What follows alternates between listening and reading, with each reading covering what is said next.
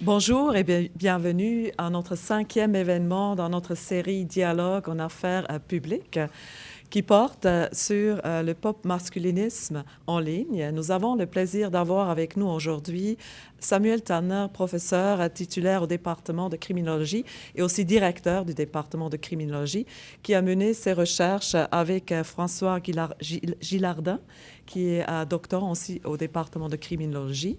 Donc, il va y avoir environ 45 minutes, 50 minutes de présentation de la part de Samuel Tanner sur ses recherches.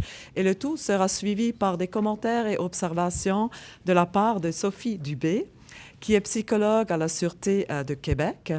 Et nous avons prévu 25 minutes environ de période de questions à la fin. Et je vous invite de rester à la fin de l'événement parce qu'il y aura un petit 5 à 7 avec un verre et quelques bouchées, ce qui nous permettra de continuer les échanges de manière informelle. Donc, merci beaucoup d'être là, Samuel et Sophie, et je te passe la parole. Bonjour, merci d'être venu en grand nombre. Alors, je ne sais pas si on doit s'en réjouir ou s'en inquiéter que le masculinisme attire autant de monde. Merci beaucoup à la Maison des Affaires publiques et internationales pour l'invitation. Je suis très heureux de pouvoir présenter ces travaux sur lesquels François et moi travaillons. Alors François s'excuse, il est dans une destination soleil en ce moment et donc il m'a chargé de vous présenter ses excuses. On va les accepter bien sûr, il nous fait pitié. Alors, les discours misogynes et sexistes connaissent évidemment une visibilité croissante dans l'espace public, non seulement par leur popularité exponentielle sur le web et les plateformes numériques, mais aussi par la préoccupation et la réaction sociale qu'ils suscitent par le public. Les milieux éducatifs, bien entendu, les médias et les politiques et les acteurs de la sécurité. Alors, aujourd'hui, reposant sur une approche essentiellement qualitative qui est fondée sur l'observation d'un corpus de vidéos TikTok, principalement, j'y reviendrai, un questionnaire en fait, qui a été distribué à l'ensemble en fait, des étudiants de premier cycle de l'Université de Montréal, peut-être y avez-vous répondu, ainsi qu'une série d'entrevues qu'on a menées avec des personnes qui ont répondu à ce questionnaire et qui se sont prêtées volontaires. Je souhaiterais mettre l'accent en particulier sur le rôle et l'importance en fait, de la culture populaire, on va y revenir, comme autant de références esthétiques, humoristiques et sonores, employés pour engager le public, en particulier le jeune public, vers des discours, des comportements et des rôles qui, en fait, mettent en scène des rapports hommes-femmes et de genre, de manière générale, sous l'angle d'une masculinité hégémonique, comme on le dit, et qui est ancrée, on va dire, dans un rapport de contrôle et de domination, en fait, à l'égard des autres genres de la part des hommes. Alors, cet usage, et ça c'est l'argument principal que je vais développer au cours de cette présentation, cet usage des référents issus de la culture populaire agit essentiellement à deux niveaux, en fait, comme on le verra. Elle permet en fait de cacher dans un premier temps la nature profondément diffamatoire de ces discours, tout en calibrant justement un discours problématique par un régime juridique, on va dire, de liberté d'expression et qui largement protège en fait ces auteurs. Et deuxièmement aussi, ce discours vient dans une certaine mesure abaisser en fait le seuil d'acceptabilité et de tolérance en fait de la part du public d'un discours sexiste qui facilite ainsi son attractivité et parfois même sa conversion par un public essentiellement rétif à la violence ou à la haine de manière générale. Alors, la plupart des recherches, elles, se concentrent sur des formes extrêmes du masculinisme. On peut penser par exemple au phénomène des incels, je vais y revenir brièvement. Nos travaux portent davantage en fait sur des contenus dits de portes d'entrée, comme on les a nommés, dans l'univers masculiniste, qui sont, je dirais, plus subtils, latent, diffus, ténu, mais tout aussi pernicieux en fait, et qui, dans une certaine mesure, façonne progressivement une normalisation et une banalisation en fait, des contenus misogynes, sexistes et diffamatoires à l'égard des genres non masculins, et comme autant de portes vers une radicalisation, dirons-nous, ou autrement dit, à une forme de pensée exclusiviste, sectaire et discriminatoire.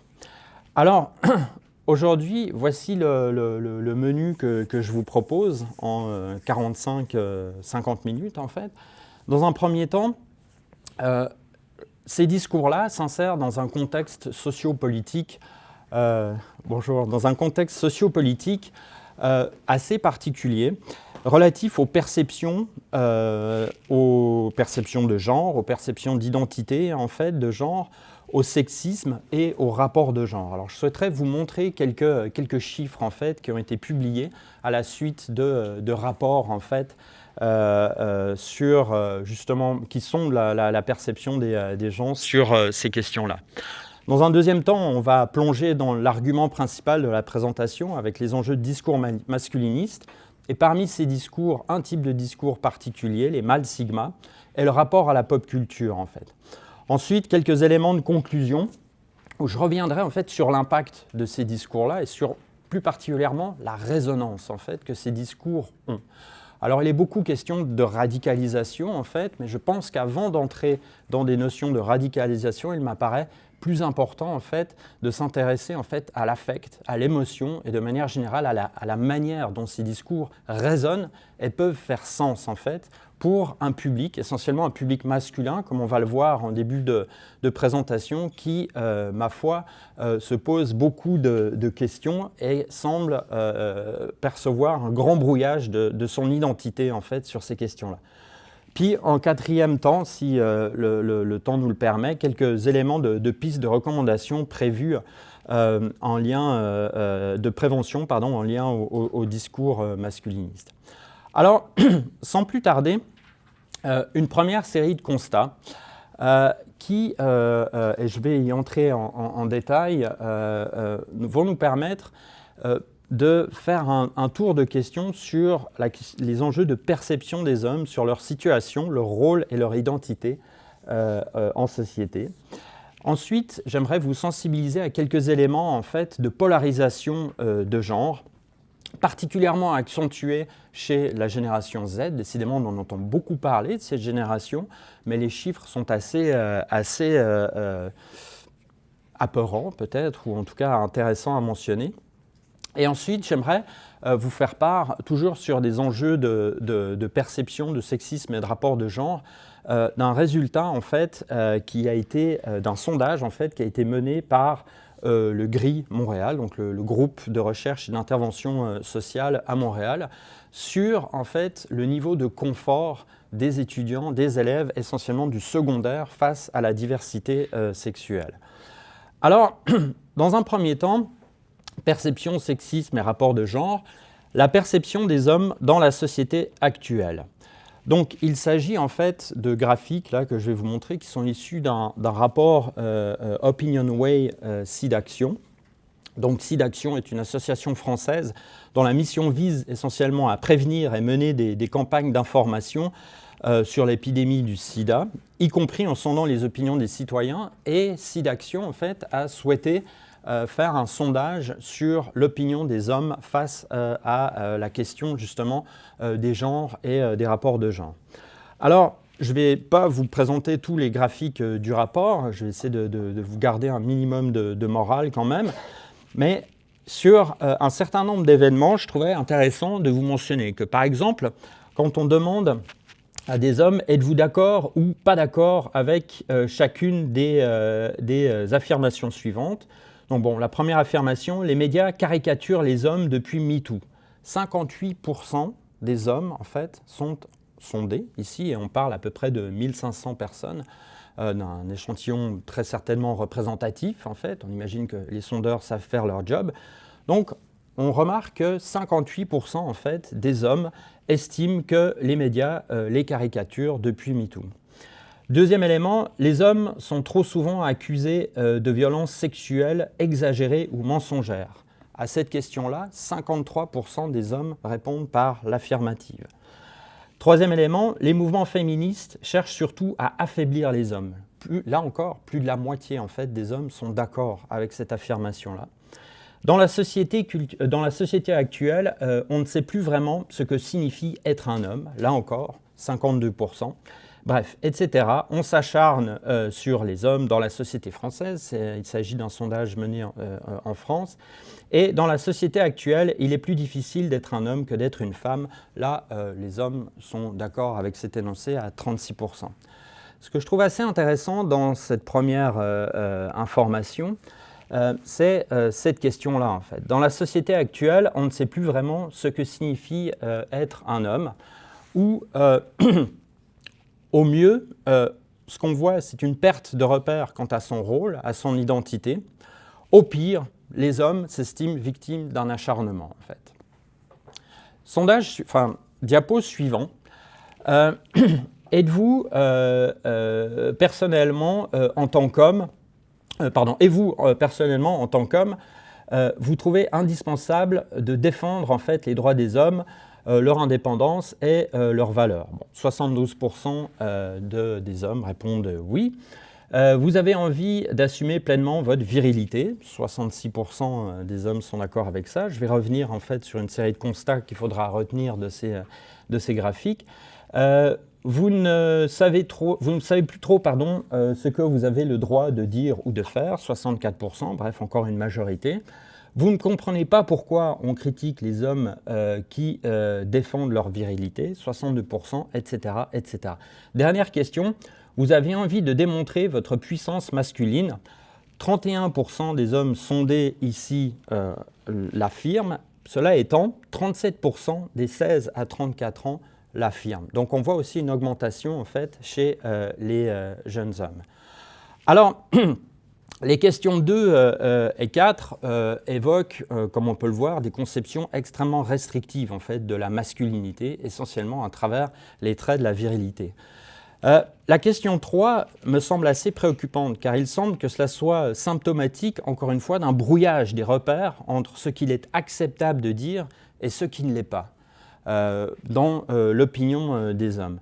Enfin, la question 6, en fait, ce que je trouve intéressant, vous avez envie de démontrer votre puissance masculine. Celle-ci s'insère dans un contexte assez global sur cette question, où notamment, qui a été illustré par des propos assez éloquents de Mark Zuckerberg, en fait, vous le savez, donc depuis que Trump est arrivé au pouvoir, en fait, les GAFAM ont complètement révisé leur politique en fait, de fact-checking, et c'est le cas notamment de Meta, qui a aboli en fait, ces politiques-là.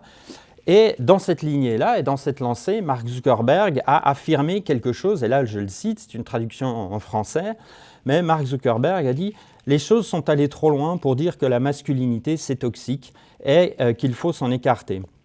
La culture d'entreprise s'est tournée vers une forme d'émasculation et je m'en suis rendu compte quand j'ai fait des arts martiaux. Une culture qui célèbre un peu plus l'agression a ses mérites. Il faut plus d'énergie masculine. » Fermez les guillemets. Donc là, on est quand même dans un contexte qui est assez intéressant, compte tenu également du fait que, comme on le verra, ces discours-là circulent éminemment en fait, sur des vecteurs d'acteurs privés, le GAFAM, et qui, se caractérisent par un déficit démocratique en termes de manière dont les discours sont hiérarchisés, régulés, en fait, etc., etc. Donc on voit qu'avec cette philosophie, on n'est pas forcément dans une configuration rassurante. Autre élément, en fait, la perception de l'identité masculine dans la société. Là aussi, en fait, ce qu'on observe, première question, je ne vais peut-être pas toutes les faire, mais être un homme, c'est savoir prendre des risques, 60%, etc., etc. Donc là, je vous laisse en prendre connaissance. Là où ça m'apparaît intéressant, en fait, c'est quand il est indiqué, c'est important que les hommes soient virils, encore une fois, plus de la moitié l'estiment. Donc, ce qu'on voit, c'est une perception de l'identité masculine qui repose sur des caractéristiques, encore une fois, très stéréotypées et qui, d'une certaine manière, proviennent des rôles et identités valorisés, voire caricaturés dans le discours public, la culture, la socialisation à la masculinité, donc prendre des risques, être viril, le respect qui est dû aux hommes, etc., etc. Sur une autre série en fait, d'éléments, deuxième élément, sur la question des perceptions en fait, du sexisme et des rapports de genre. En fait. À la question, par exemple, on attend trop des hommes pour soutenir l'égalité. En fait. Ce qu'on observe ici, il y a deux éléments importants. C'est que de plus en plus, donc là, sur la ligne noire, vous avez les garçons, sur la ligne orange, vous avez les femmes. Et donc, ce qu'on observe, deux éléments à observer. Le premier, c'est qu'on se rend compte que plus on avance dans le temps, plus on a affaire à des garçons qui sont d'accord avec ce type d'énoncé. D'accord ? Par exemple, on attend trop des hommes pour soutenir l'égalité. Mais aussi, deuxième élément qui est particulièrement inquiétant à mon avis, c'est le fossé en fait, qui se creuse entre les garçons et les filles au fur et à mesure où on progresse dans le temps. D'accord ? Donc, ce qu'on observe ici, c'est un phénomène de polarisation par lequel la population ou l'opinion publique, en fait, tente à se diviser fondamentalement sur la question du genre, ici, en deux pôles qui vont, en fait, structurer la vie politique, sociale et les visions du monde. Et qui poussent une partie de plus en plus significative, en fait, de cette population à se diriger davantage vers des points de vue les plus radicaux au détriment du centre. Ce qui, d'un point de vue démocratique, en fait, constitue un enjeu qui est celui de rétablir la possibilité, à un moment donné, de faire consensus sur des grands sujets, notamment liés au genre. Deuxième élément, en fait, sur la perception, ici, attendez, voilà, l'énoncé où on demande à des garçons et des filles de se prononcer, c'est le suivant. C'est la promotion de l'égalité des femmes a atteint un point tel qu'elle engendre des formes discriminatoires à l'égard des hommes. Là aussi, de nouveau, ce qu'on voit, c'est qu'il y a une augmentation en fait, des hommes qui sont d'accord avec cet énoncé-là. On constate une diminution des femmes qui le sont, ce qui est quand même assez intéressant, comme vous avez pu le voir sur le premier chapitre, qui est un peu une énigme. C'est en fait les femmes de la génération des millénials, en fait, qui présentent des caractéristiques un peu atypiques, en tout cas dans les opinions. Et donc, ce qu'on voit, c'est sur cette question-là, un fossé, en fait, qui perdure. Donc, ces chiffres sont probablement à mettre en relation aussi avec l'évolution des mentalités, en lien avec la place de la femme et les relations hommes-femmes et de genre, en fait. Le patriarcat, autrement dit l'idée peut-être d'une société fondée sur la prépondérance de l'autorité des hommes, faisait peut-être moins l'objet aussi d'une remise en question dans la socialisation des générations plus âgées d'hommes, en fait, par exemple des boomers ici. Et donc, ces questions-là n'étaient tout simplement pas présentes dans l'espace public ou les discussions. Troisième élément, puis après je passerai au jeune public au Québec, à la question, un homme qui s'occupe de ses enfants à la maison est perçu comme moins masculin. Là aussi, en fait, on voit non seulement une augmentation de l'accord avec ces propos-là, bien qu'en absolu nettement inférieur aux autres items dont il a été question. Il est question d'une augmentation ici de 28% d'accord avec cet énoncé-là. Et là encore, un fossé entre les hommes et les femmes. Dernier élément, en fait, et après j'en arrête avec les graphiques, qui, moi, m'a particulièrement interpellé, en fait, c'est les travaux qui sont menés par le groupe de recherche et d'intervention sociale à Montréal, le GRI, qui, pour celles et ceux qui ne le connaissent pas forcément, est un organisme essentiellement à but non lucratif, dont la mission est de favoriser, en fait, une meilleure connaissance à la diversité sexuelle et de genre, et de faciliter, en fait, l'intégration des personnes LGBTQ+, dans la société.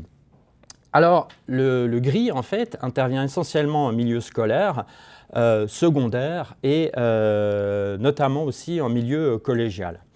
Donc, chaque année, ils font un sondage dans le milieu collégial. Généralement, c'est surtout des élèves de 5e année. Et il leur pose systématiquement en fait, les mêmes questions. Alors, je vais vous traduire ce graphique. Par exemple, la ligne bleue, en fait c'est une série d'énoncés. Alors, je suis désolé, évidemment, c'est illisible. Ici, malgré ces années d'expérience, je n'ai toujours pas appris. La ligne bleue, en fait, indique par exemple « J'apprends que mon meilleur ami est gay ». Et on pose la question par rapport à ça, vous sentez-vous totalement à l'aise, sans opinion, mal à l'aise, très mal à l'aise en fait. Et donc les autres lignes, c'est « J'apprends que ma meilleure amie est lesbienne ». Je vois une situation où deux hommes se donnent de l'affection en public, etc., etc. Et ce qu'on voit en fait dans ce graphique, c'est le taux de malaise en fait au fur et à mesure de l'avancement des années. Et ce qui est quand même assez impressionnant, c'est que sur ces questions-là, en fait, en 2021-2022, je prends notamment le premier énoncé qui est « Vous apprenez en fait que votre meilleur ami est gay, comment vous sentez-vous ?» Eh bien, en 2021-2022, on était à peu près à un peu moins de 15% des élèves qui disaient « Moi, je me sens mal à l'aise, voire très mal à l'aise ». Et en 2024, dernier sondage qui a été fait, on est monté à 38,9% en fait. Donc ce qu'on observe, et on le voit ici aussi, c'est une augmentation en fait du malaise ressenti ou perçu par les élèves du secondaire face à la diversité en fait sexuelle et d'identité de genre notamment aussi. Alors, qu'est-ce qu'on peut retenir? Un certain nombre d'éléments qui nous permettront en fait par la suite d'entrer plus directement sur la question du masculinisme. C'est que premièrement, on observe évidemment une tendance marquée et mondiale en fait à la polarisation autour des questions de genre, de la communauté LGBTQ+, et du féminisme aussi. Mondial en fait. Un des rapports que j'ai exprimé, celui qui montrait les fossés, en fait, c'est un rapport Ipsos, j'aurais dû le citer, mais j'ai les références à la fin, je pourrais évidemment aussi communiquer la présentation si besoin est, a sondé en fait, a réalisé ce sondage auprès de 30 pays différents. Donc une tendance mondiale à la polarisation des questions de genre et du féminisme.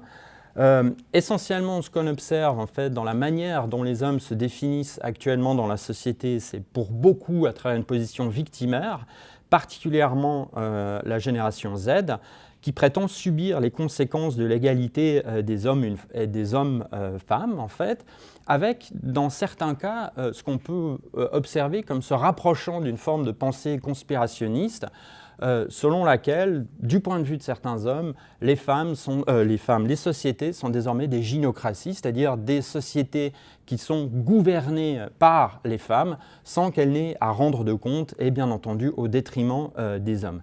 Donc dans certains cas, on l'a vu dans nos entretiens, pas très loin d'une mécanique conspirationniste, donc d'une nuisance ou d'une dissimulation en vue de nuire à un groupe ou à un grand nombre, en fait. Donc l'idée aussi d'une attribution malveillante qui accompagne cette position victimaire.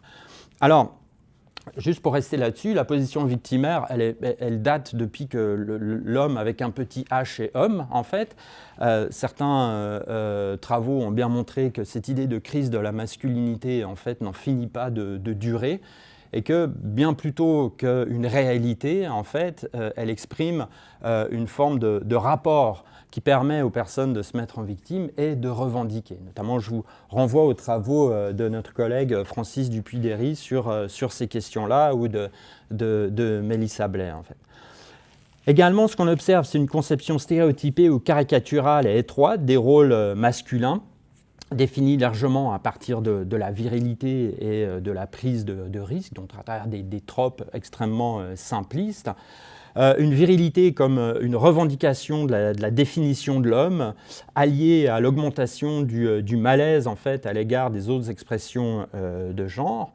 Un ordre social perçu par les hommes comme menacé par l'égalité, la diversité et la modernité. Vous allez pouvoir en mesurer tout à l'heure une dimension. Et puis surtout, en fait, à travers la recherche menée par des collègues en Australie, je n'ai pas encore à ma connaissance de travaux menés ici au Canada, mais il y a peu de raisons que ce ne soit pas le cas, d'une pervasivité en fait, de ces discours dans les classes d'école. En fait. Et donc, voilà. Alors, une fois le contexte posé, je propose d'entrer plus directement dans le vif de la présentation, à travers la notion de masculinisme et en particulier de mâle sigma et de voir ce qui caractérise le mâle sigma et ce discours en fait dans cet univers masculiniste. Alors, bon, évidemment, il y a plusieurs éléments qui méritent que l'on s'y attarde, notamment, juste pour qu'on s'entende ici sur quelques définitions communes. Donc on s'entend que le masculinisme, notamment si on résume la quantité de définitions qui existent sur ce terme, est un ensemble donc, de discours androcentrés, misogynes et antiféministes qui visent la promotion des intérêts des hommes et qui s'inscrit en opposition ou au détriment en fait, des femmes et des autres genres. Donc le masculinisme n'est pas aux hommes ce que le féminisme est aux femmes, dans la mesure où, dans le masculinisme, il y a une dimension d'atteinte, de porter atteinte, en fait, à l'autre groupe. Ce qui est très intéressant, en fait, et là aussi, je pense que c'est particulièrement important de le noter, récemment, le Haut Conseil à l'égalité des femmes et des hommes en France, qui chaque année, en fait, évalue le sexisme en France, vient de publier son rapport. Il est en référence, je vous le recommande, ou pas, en fait, ça dépend du moral qu'on veut garder, mais qui indique très clairement que le masculinisme est une expression donc, virulente du sexisme, reposant sur un discours de victimisation et la remise en cause des droits des femmes. Et l'idéologie masculiniste dépasse le simple cadre d'une dérive individuelle ou collective et ne saurait être considérée comme un simple courant d'opinion. Il s'agit d'une idéologie structurée, dotée de relais politiques, économiques, financiers et culturels. En fait. Donc il ne s'agit pas juste de personnes déséquilibrées et qui passent à l'acte. Il y a toute une structure en fait, là derrière, politique, économique, financière et culturelle. Je vais essayer de lever un peu le voile sur la dimension culturelle. Ce qui est assez intéressant en fait, dans ce même rapport, c'est qu'il est établi une distinction entre un sexisme paternaliste et un sexisme hostile. En fait. Alors, le sexisme, donc on peut l'entendre comme une discrimination fondée sur le sexe ou le genre, qui repose sur des stéréotypes et une hiérarchie sociale, généralement patriarcale, qui s'étend sur un continuum de pratiques, donc des plus anodines aux plus graves. Et c'est là justement qu'intervient cette distinction. Le sexisme paternaliste étant écoute chérie, non, c'est bon, je vais t'aider à changer le pneu de la voiture, et puis vas-y, regarde, te salis pas les ongles. Donc là, on est clairement dans une forme de sexisme dit paternaliste. Il n'y a pas une intention d'hostilité, mais il y a cela étant quand même une reconnaissance d'une position hiérarchie patriarcale où les hommes sont capables de changer les pneus d'une voiture et pas les femmes, par exemple. Donc, disais-je, qui s'étend ces pratiques sur un continuum de pratiques des plus anodines aux plus graves, qui visent essentiellement, et là pour l'une ou pour l'autre de ces formes, à inférioriser en fait les femmes et les genres non masculins de manière générale. Donc il s'agit de délégitimer, de stigmatiser, d'humilier ou de violenter en fait autrui. Et bien entendu aussi la notion de misogynie, donc d'hostilité, de mépris à l'égard des femmes. Alors, un paradoxe central émerge en fait. C'est-à-dire que les politiques identitaires masculines présentent la masculinité comme à la fois fondamentale et puissante, mais simultanément fragile et menacée en fait. Cette contradiction, nous a-t-il semblé, alimente l'appel à la remasculinisation en fait, dans le discours de beaucoup, soit l'idée de restaurer les traits masculins et des positions sociales prétendument perdues, issues d'un passé idéalisé où les hommes étaient de vrais hommes en fait. Entre guillemets, bien entendu. C'est précisément ce qui regroupe l'ensemble des discours en fait, masculinistes dans la grande famille de la manosphère. Alors, je ne vais pas trop m'étendre sur la manosphère, Mais on peut envisager celle-ci donc comme un ensemble de communautés en ligne d'hommes qui se regroupent autour des questions de masculinité et du développement des programmes d'action. Alors, cette manosphère, elle regroupe plusieurs types de groupes. Alors, vous les avez entendus dans les médias, les incels, les MGTOW, donc les men going their own way, les pick-up artistes, ou en tout cas les coachs de séduction, ou les men's rights activists, donc les défenseurs des droits des hommes. Alors, en fait, ces catégorisations ne sont pas son fondement, mais je vous dirais qu'elles sont essentiellement théoriques, en fait, parce qu'on observe beaucoup de porosité entre l'une et l'autre. Cela étant, ces formations-là se caractérisent par un certain nombre d'éléments, c'est qu'elles adhèrent à un ensemble de croyances antiféministes, ça, on l'aura compris, soutiennent la suprématie masculine tout en s'appuyant de manière sélective, et c'est là que je trouve intéressant, sur des formes popularisées ou de psychopop, en fait, de psychologie évolutionniste. Nourrissent une conception essentialiste en fait, des différences sexuelles, hiérarchies socio-sexuelles, bon, c'est peut-être plus facile à faire comprendre aussi, et adhèrent à un principe selon lequel les relations sexuelles sont régies par une logique de marché aussi. Alors, ce qui est assez intéressant, probablement que certaines et certains d'entre vous auront entendu parler de cette personne-là, en fait, Jordan Peterson, qui est prof de psychologie à l'université de Toronto, et qui en fait est un réel modèle en fait, dans l'inspiration essentialiste et psychologisante des distinctions. Alors, dans un ouvrage qu'il a publié, en fait, qui s'appelle The 12 Rules for Life, rien de moins, il cite dans sa première règle, en fait, qui s'appelle « Fix your posture », donc en gros, reste debout et assume tes responsabilités.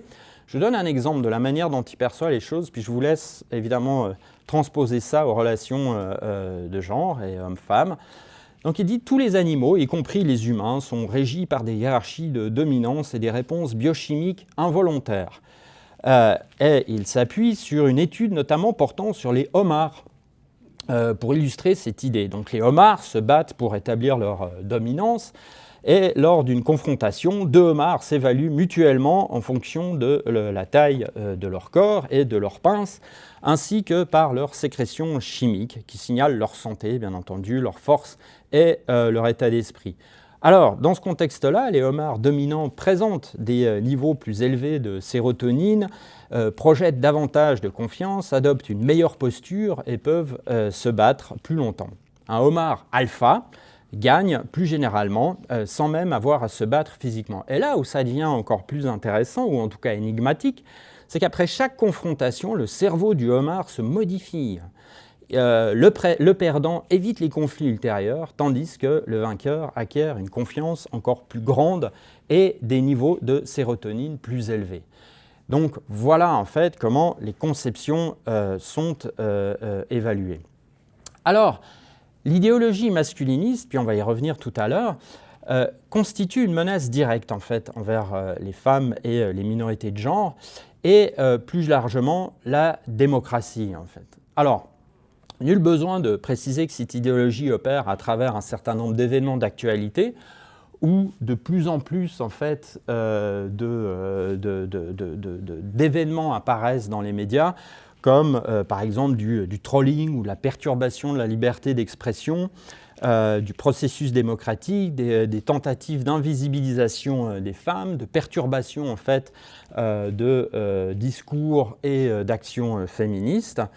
Bien entendu aussi, cette idéologie a mené à des tragédies qui ont lieu en son nom au cours des dernières décennies, comme on a pu le connaître bien entendu ici à Montréal en 1989, mais plus récemment en fait, en 2014 en Californie, à Isla Vista, et à Toronto en fait en 2018.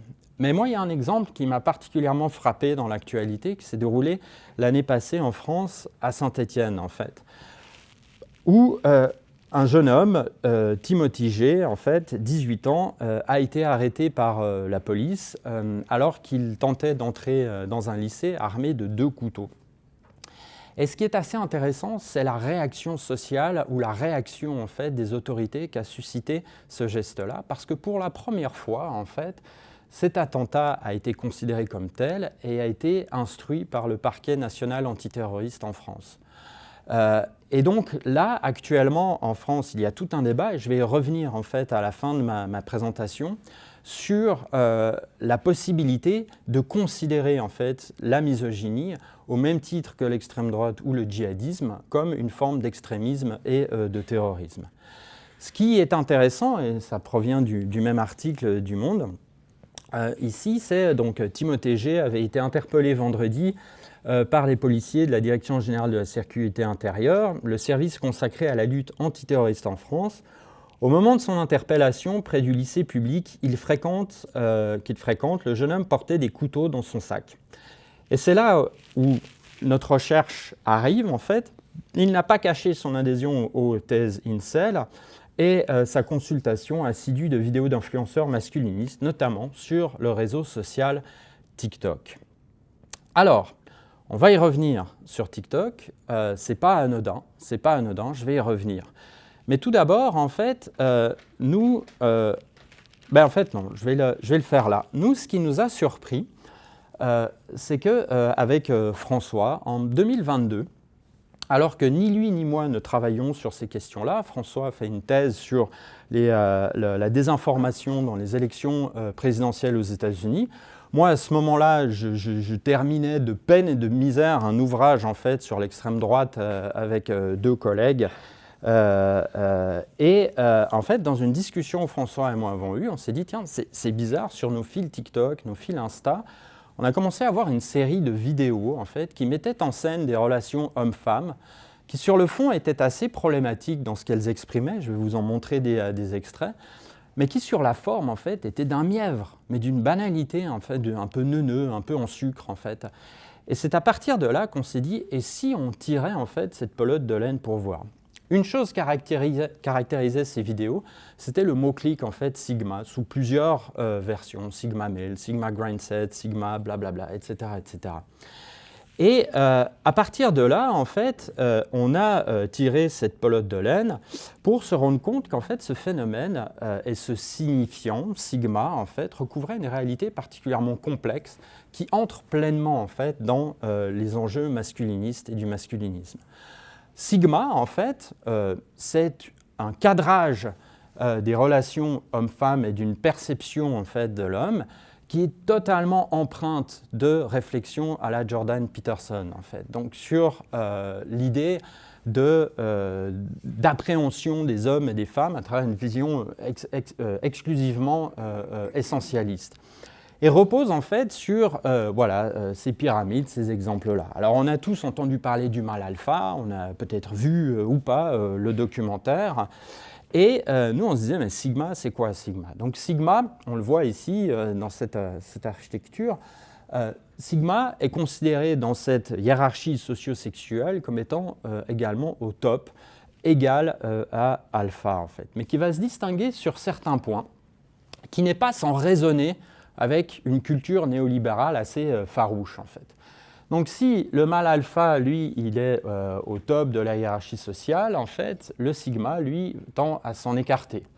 Il tend à ne pas vouloir se conformer aux attentes publiques, il ne cherche pas à être dans un groupe, en fait, il se sent plus confortable à être seul et il est plutôt introverti. Donc en fait, dans une certaine mesure, sigma renvoie à la figure du loup solitaire, en fait.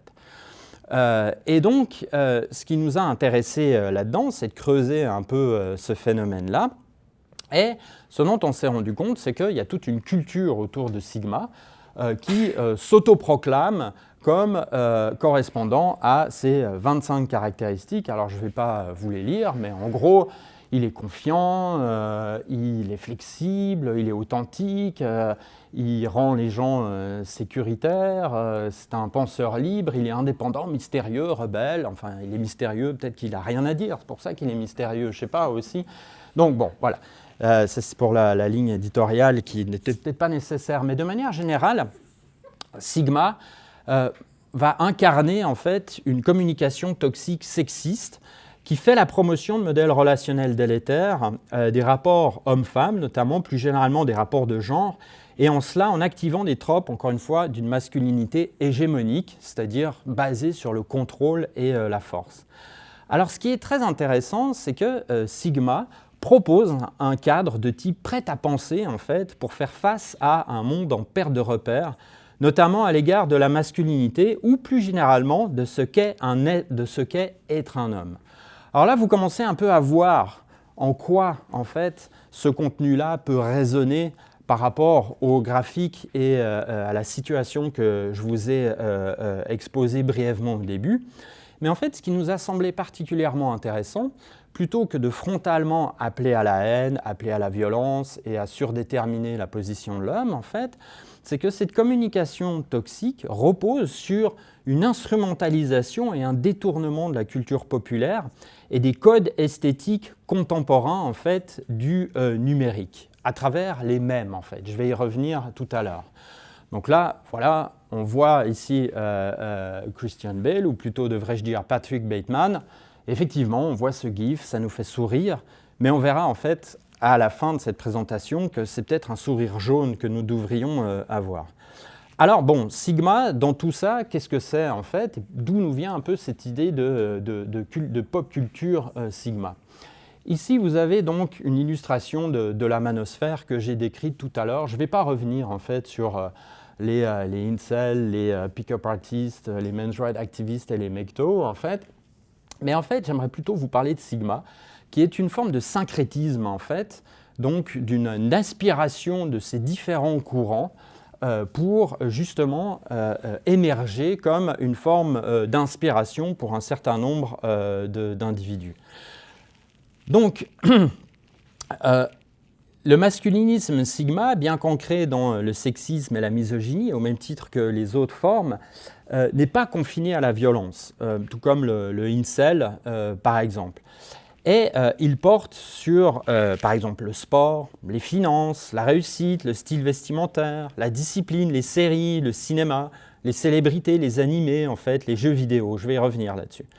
Donc Sigma se caractérise par un certain nombre d'éléments, à commencer par exemple par la personnification en haut à gauche, où la posture Sigma se construit à travers des personnages ou des figures emblématiques de la culture populaire, notamment à travers des gifs sur lesquels je vais revenir, et qui incarnent en fait des archétypes masculins, mystérieux, puissants, charismatiques. Leurs attitudes, le mutisme, la violence maîtrisée, le contrôle de soi, ils sont érigés en modèle dans l'univers Sigma. On peut notamment songer au personnage de Thomas Shelby dans Peaky Blinders, en fait, interprété par Cillian Murphy. Donc, ce personnage qui incarne une puissance froide, en fait, mais dont on sait que, indépendamment de sa qualité alpha-sigma, est un chef de meute quand même, et qui sait exactement où mener ses affaires. Sigma aussi renvoie à un mode de vie. Les discours Sigma reposent principalement sur une représentation genrée des relations sociales et s'accompagnent aussi d'un modèle global de réussite personnelle centré sur la discipline, sur l'auto-affirmation et la performance. Il valorise une esthétique virile et codifiée, notamment la pratique sportive intensive, une alimentation stricte en fait, et une rigueur corporelle.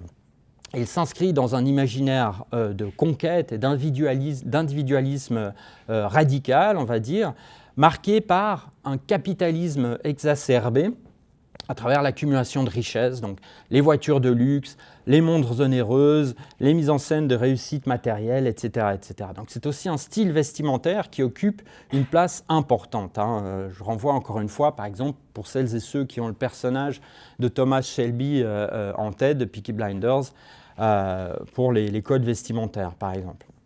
Sigma, c'est une communication toxique qui va instrumentaliser un certain nombre d'éléments. Donc ici, en périphérie de cette culture, on constate l'instrumentalisation en fait, et l'appropriation symbolique de figures publiques véhiculant une vision normative en fait, de la masculinité, empreinte de conservatisme, voire parfois de violence, avec des références guerrières, des références autoritaires, des références viriles. Ce qui est intéressant en fait, au niveau des influenceurs, on ne voit pas très bien en fait ici, mais c'est que, contrairement à d'autres formes de militantisme, comme nous avions pu l'observer par exemple lorsqu'on travaillait sur l'extrême droite, on n'a pas de réelle figure d'influenceur en fait. Mais ce qui est intéressant, c'est que ce discours est relayé par les propriétés même des plateformes sur lesquelles en fait, il se répand, notamment Instagram, TikTok et les shorts en fait. Donc on va y revenir tout à l'heure, mais TikTok fonctionne essentiellement sur le mème et sur l'idée du remix en fait. C'est-à-dire qu'on va consommer un mème, on va le transmettre ou on va le remodifier, on va le transmettre et donc en fait les éléments se propagent par eux-mêmes sans pour autant qu'il y ait de réelles figures qui apparaissent en fait. Bon, évidemment, avec l'importance des médias sociaux sur lesquels on reviendra. À partir de là, en fait, peut-être vous donner une image concrètement, d'accord, alors Sigma, comment ça se manifeste ? Ça se manifeste par ce genre d'image, en fait.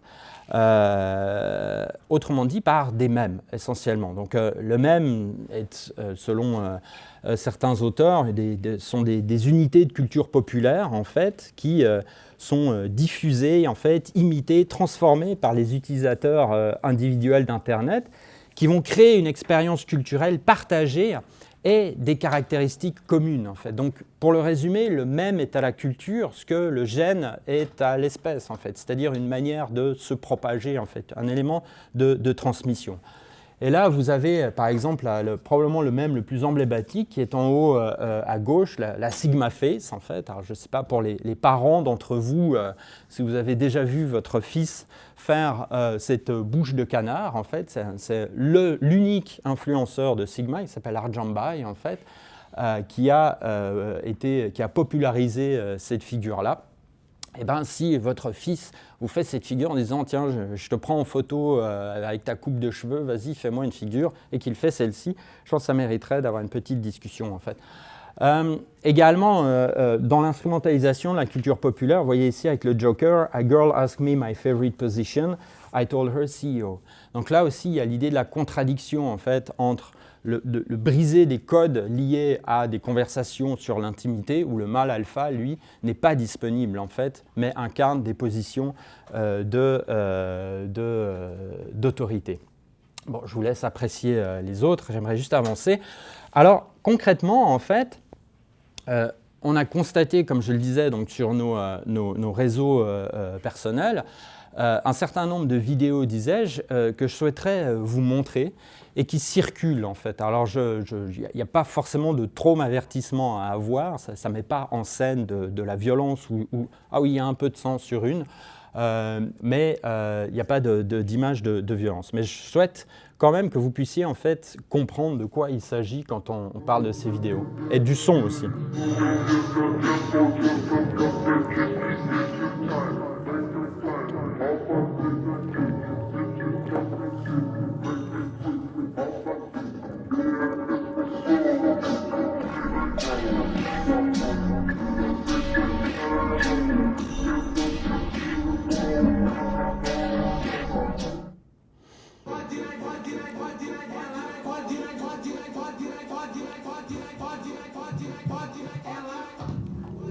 Bon, désolé, le volume ne marche pas, quoi. Ah oui. Alors, juste encore deux, puis après on en parlera.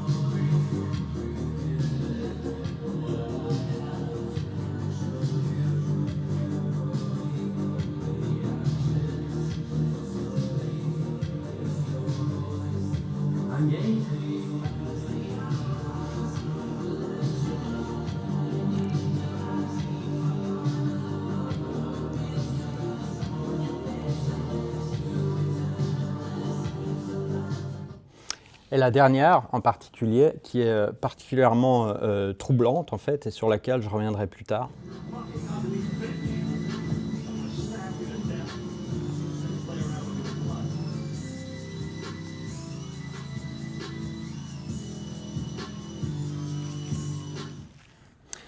Donc là, vous l'aurez reconnu, c'est une scène d'American Psycho en fait, puis je vais y revenir tout à l'heure. Alors nous, à partir de ce contenu-là, on on s'est dit, qu'est-ce qu'on peut faire en fait? Donc on a fait nos devoirs, on est allé s'intéresser à la littérature qui portait sur la violence en ligne. Et on est tombé notamment sur cet article de Esteban Morales, Ecologies of Violence on Social Media, an Exploration of Practices, Context and Grammars of Online Harm.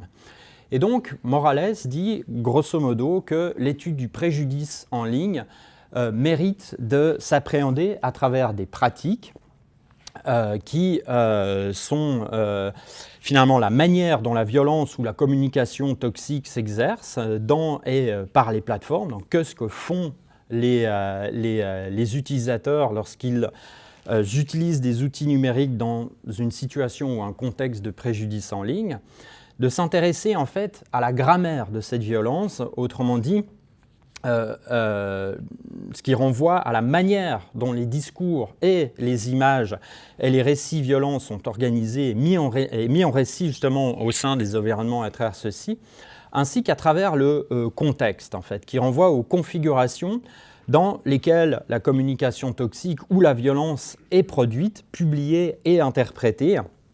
Et ces conditions-là, ils représentent justement des conditions, donc le temps, l'espace, la culture, qui nous situent en fait dans nos relations entre nous et nous permettent en fait de donner sens à du monde. Donc à partir de ce cadre théorique, en fait, dans un papier qu'on a publié l'année passée avec François, on a analysé en fait ces images-là et ces vidéos exclusivement. Alors qu'est-ce qu'on observe en fait fondamentalement? Je vais passer un peu plus vite sur la question des pratiques et de la grammaire parce que ce qui m'intéresse aujourd'hui, c'est le contexte surtout. Donc en termes de pratiques de la communication toxique, on voit essentiellement la mise en scène d'un homme qui a le contrôle, qui domine, donc qui valorise une masculinité hégémonique. Donc l'homme a le choix, l'homme contrôle, l'homme ferme la porte au nez de sa conjointe, l'homme soulève des poids en fait, l'homme rejette la modernité et embrasse la masculinité, etc. Donc également, ce qu'on observe, c'est des modèles stéréotypés et tronqués de la masculinité, des présentations diffamatoires des autres minorités de genre et des femmes notamment. L'utilisation de l'humour aussi comme forme pour transmettre un message qui, sur le fond, est particulièrement toxique en fait.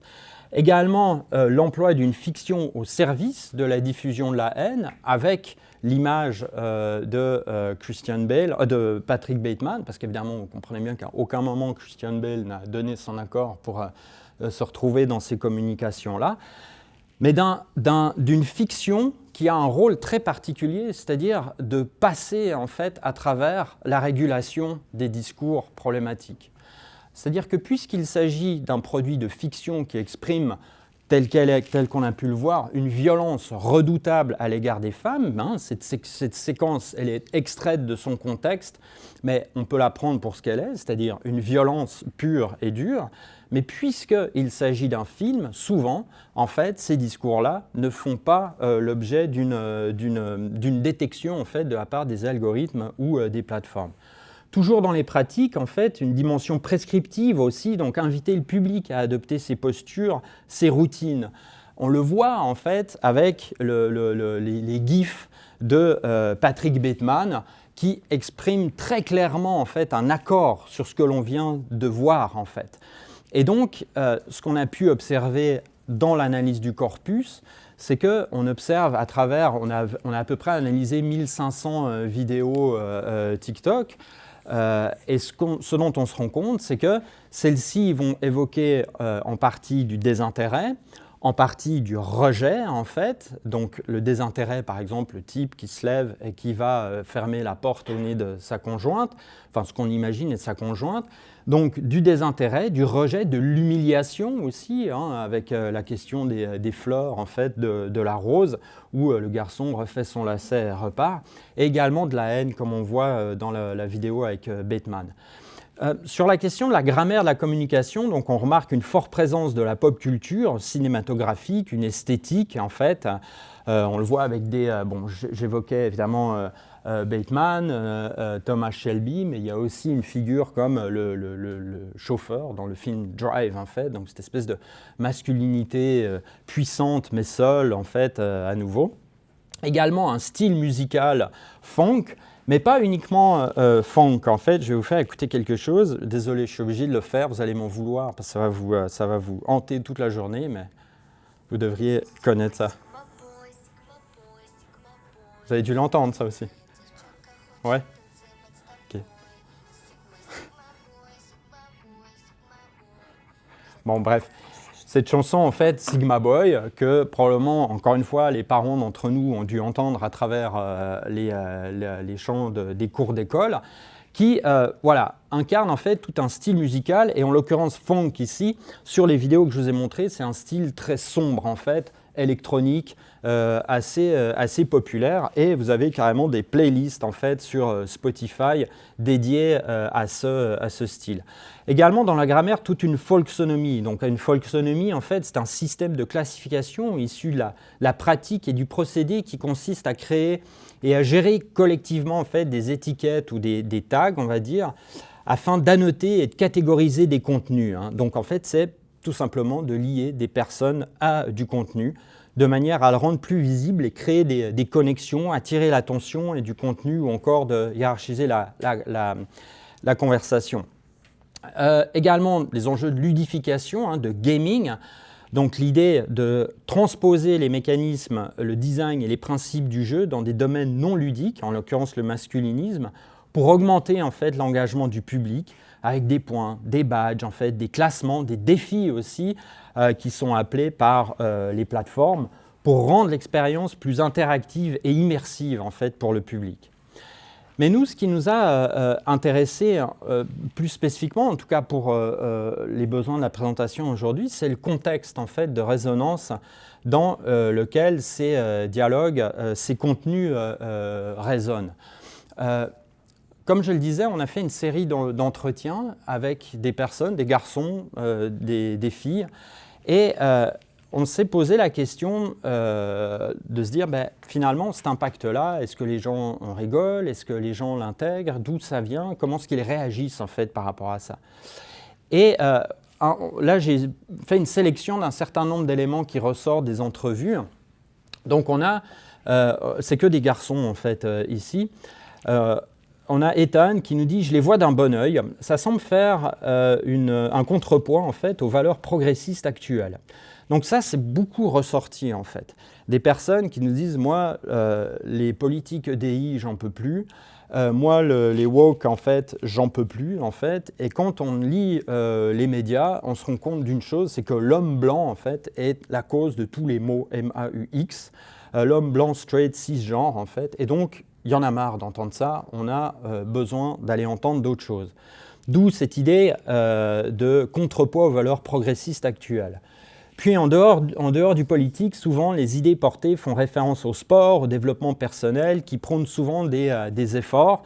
Donc je trouve que c'est une bonne chose. Donc vous voyez, en fait, il y a comme un glissement. C'est-à-dire que ce dont on s'est rendu compte, c'est que pour beaucoup, ils sont entrés dans ce discours-là, ou en tout cas ils en ont pris connaissance et ils se le sont appropriés, à travers une porte d'entrée qui n'a rien à voir avec le masculinisme, mais un intérêt pour le sport, un intérêt pour les crypto-monnaies, par exemple, un intérêt pour la bouffe saine, enfin, etc. Et très rapidement, en fait, la machine Sigma, en fait, cet écosystème a absorbé en fait, l'intérêt de ces personnes. Et c'est vrai que certains nous disent, effectivement, progressivement, je suis tombé sur l'idée que je trouve pas mal que ce discours me permette d'offrir la meilleure version de moi-même, en fait, par la discipline, par le sport, par le rejet de toutes les distractions, en l'occurrence, en fait, aussi les femmes. Donc, un personnage charismatique qui a une certaine aura, qui va dégager des idées qui sont à contre-courant de la majorité et donc de la pensée progressiste qui traverse notre civilisation occidentale. On a James ici qui dit on n'a plus de modèle à suivre pour les deux genres. On est dans une perte de repères. Les gens vont chercher ailleurs. Avant, on se fiait aux célébrités, aux hommes politiques, aux auteurs. Maintenant, il n'y a plus de modèle masculin dans la société occidentale. On vit dans une société démoralisée. Les individus ont de plus en plus de mal à croire aux faits. Tout le monde a sa vérité, en fait. On a j'ai encore deux autres exemples après celui-ci, mais le Sigma répond au mal-être de ceux qui ne se reconnaissent pas dans le progressisme, encore une fois. Et on a ce témoignage dû à la présence d'une dichotomie entre, d'un côté, les femmes hyper matérialistes, hypergames et plus souvent qu'autrement irréalistes, et de l'autre, le féminisme extrême qui base son ethos sur l'oppression en tout genre et l'identité de groupe plutôt qu'individuelle, elles aussi souvent très irréalistes. Je suis favorable et en accord avec la montée du contenu visant à inciter les hommes à prendre confiance en eux et avoir du pouvoir sur leurs actions, leur vie, en somme, prendre responsabilité. Et puis bon, pour terminer, peut-être sur quelque chose d'un peu moins pessimiste, mais il y a aussi beaucoup de nuances dans la réception de ce discours. Le masculinisme a autant sa place que le féminisme, encore une fois avec un bel amalgame ici, tant qu'il est modéré en fait. Rien dans l'excès n'est bon, le respect est la base de tout. Bon. C'est correct d'être fier de qui on est, de travailler fort, d'avoir des opinions fortes, tant que tout est fait dans le respect d'autrui, en fait. Donc, ce qui est quand même assez intéressant, c'est de voir un peu une confusion, en fait, sur ce discours-là. Et je reviens à l'argument de départ, en fait, sur l'idée de la pop culture qui vient adoucir, je vais y revenir, en fait, ce discours-là, et qui permet d'abaisser le seuil d'acceptabilité, en fait. Je ne suis pas misogyne, mais enfin, je trouve marrant ces idées qui nous disent de peut-être pas trop se faire divertir par les femmes, en fait. Donc, vous voyez, là, il y a quelque chose. Pour conclure, en fait, la présentation avec un certain nombre d'éléments peut-être à retenir, tout d'abord, en fait, ce qu'on observe ici, donc c'est une forte instrumentalisation de la culture, mais surtout, en fait, l'idée que le masculinisme n'est pas propre à l'époque contemporaine, bien entendu, mais il bénéficie de la puissance des réseaux sociaux qui le rendent non seulement plus visible et plus accessible, à travers des plateformes, à travers l'idée de mémification, en fait, de la communication et de création de publics d'imitation. On le sait désormais que ces plateformes constituent une porte d'entrée extrêmement importante sur l'information. 90% des gens disent utiliser YouTube. YouTube, TikTok deviennent de plus en plus des plateformes utilisées comme des moteurs de recherche, en fait.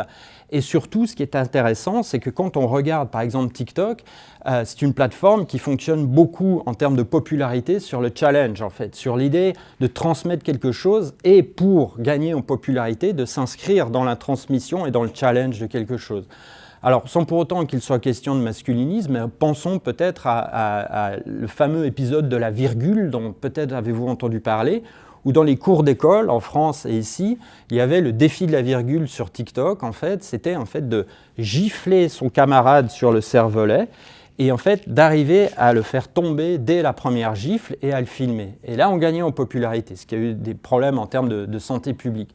Mais c'est ça aussi, être sur ces plateformes. C'est, dans une certaine mesure, absorber un peu ce qu'elles nous poussent à faire, sans vouloir être déterministes, mais elles ont une certaine matérialité, elles ont un rôle important dans la transformation de nos pratiques de consommation de l'information. Et dans ce contexte-là, c'est très intéressant, en fait, comme certains ont pu le voir, avec cette idée de public d'imitation. Pendant la Covid, eh ben, c'est génial, on s'est mis à danser, enfin pour celles et ceux d'entre nous qui en étaient capables, avec des gens d'un autre continent, mais sur une même musique, puis on se synchronise, puis c'est intéressant. Mais en fait, on se rend compte que la force que peuvent représenter le fonctionnement de ces plateformes peut avoir un effet particulièrement délétère, en fait, dès lors qu'il est question de transmettre d'autres types de discours. Alors, justement, les codes communicationnels auxquels un public, les jeunes hommes, généralement, sont sensibles, le cinéma, la musique, les vêtements, vont adoucir un message qui est profondément politique, en fait, sur les relations sociales, et participent par ce maquillage à un cadre de ces questions qui attirent progressivement, en fait, les individus vers des contenus et des idées problématiques, tout en permettant un processus d'accoutumance, de banalisation et de normalisation, en fait, à des contenus de plus en plus radicaux. Donc là encore, on mise sur l'abaissement du seuil d'acceptabilité, puis hop, une fois que la personne a mis le pied dedans, on la fait monter en grade, en fait, jusqu'à des discours plus problématiques. Le masculinisme offre une forme de résonance, en fait, pour certains face à un environnement qui, fondamentalement, on le voit à travers ce rapport au progressisme qui est problématique pour beaucoup, est considéré comme une forme d'aliénation, en fait. Donc un mode de relation au monde, comme discours masculiniste, qui vient rebasculer, en fait, ce manque produit ou ce déficit produit par cette aliénation. Donc un lien de connexion qui est fondé sur un échange émotionnel, mais surtout par sa puissance transformatrice, en fait. Toujours dans les quelques conclusions, non seulement le masculinisme échappe à la marginalité, en fait, grâce à cet écosystème, et au-delà de sa banalisation et de sa normalisation, en fait, il se naturalise par son influence sur les représentations du jeune public masculin à l'égard des femmes, où l'on remarque en fait de manière assez incroyable que de plus en plus de jeunes garçons estiment dans des proportions élevées que quand les femmes portent des accusations pour du viol, elles mentent. En fait. Donc là, on a quand même un phénomène qui est particulièrement inquiétant, où l'on voit en fait que ces discours-là ne façonnent pas uniquement des représentations, en fait, ils se traduisent dans des paroles, ils se traduisent parfois dans des gestes, en fait, et dans des routines quotidiennes, où certains hommes que nous avons interviewés nous disent « c'est vrai que moi je me tiens un petit peu plus loin des femmes depuis quelque temps, en fait ». Donc là, il y a quelque chose qui nous préoccupe.